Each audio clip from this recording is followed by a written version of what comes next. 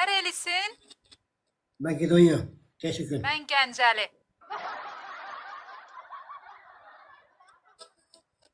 Tanırsan mı Gəncəni? Eşitmiş, duymuşsan mı Gəncə? Evet, burada çünkü o Osmanlı tonunalıyız. Ohoho. Sen Osmanlı tonunalıyız. Azerbaycanlı. Ağali, Tamam, teşekkür ağalıyımsın. ederiz.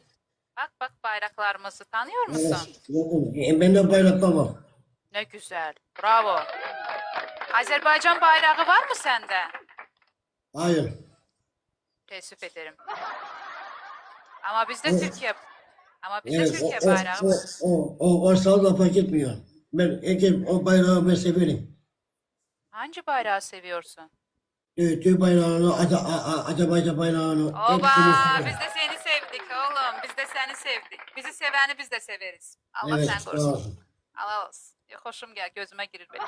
Evet. Hoşum gel. Allah Hadi Allah, kızım, aynen. Sanki bir meleksin. Sanki bir melek. Oh Hadi yes, kızım. yes, Bozkurt. Aynen, Evet. aynen. Ben ağıldadı tövbe bunu. Teşekkürler Sahil.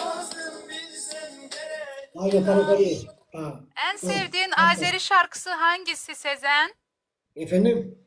En sevdiğin Azeri şarkısı hangisi? Onu koyun. Hangisi olursa fark etmiyor. Birini söyle de o zaman. Azerbaycan'ı seviyorsan. Evet, Azerbaycan. Bir dakika.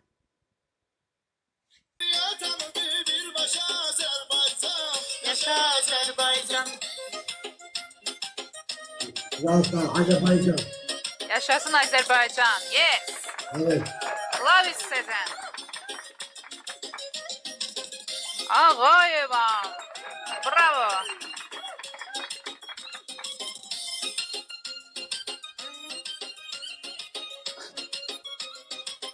İki devlet, bir millet, hiç sual sorgusu yok. Nasıl bir devletinse bizim kimi yok. Hocam. Ne? Azerbaycan yasası. Yes. Bravo. Ne güzel değil ha. Ne güzel değil. Eşenk. Hoş Ben gördük. seni kabul ettim. Yeni istek aldım. Ne? Yeni istek aldım. Teşekkür. Beni takip ettin. Biz sevdiniz Evet. ya. Keşiğinle göre her an vətən övladlarını. Vətən uğrunda verən can vətən övladlarını. Qızıl hərflə yazır Yaddaşa Azerbaycan. Yaşa Azərbaycan. Dilimizde bir şuar var, yaşa Azerbaycan. Yaşa Sezer söyle, yaşa Azerbaycan. Yaşa Azerbaycan. Yaşa Azerbaycan. Hakikaten bak. Bir sular var yaşa Azərbaycan. Yaşa Azerbaycan. Seni dünya tanıdı bir başa Azerbaycan. Yaşa Azerbaycan. Oba, Fikretov, Tegiş, teşekkürler. Çok sağ olun. Geliyorlar.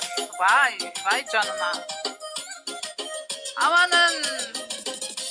İşte bu. Köşe Fikret. 5 kata tutuzdurdun ha. Eyvallah. Evet.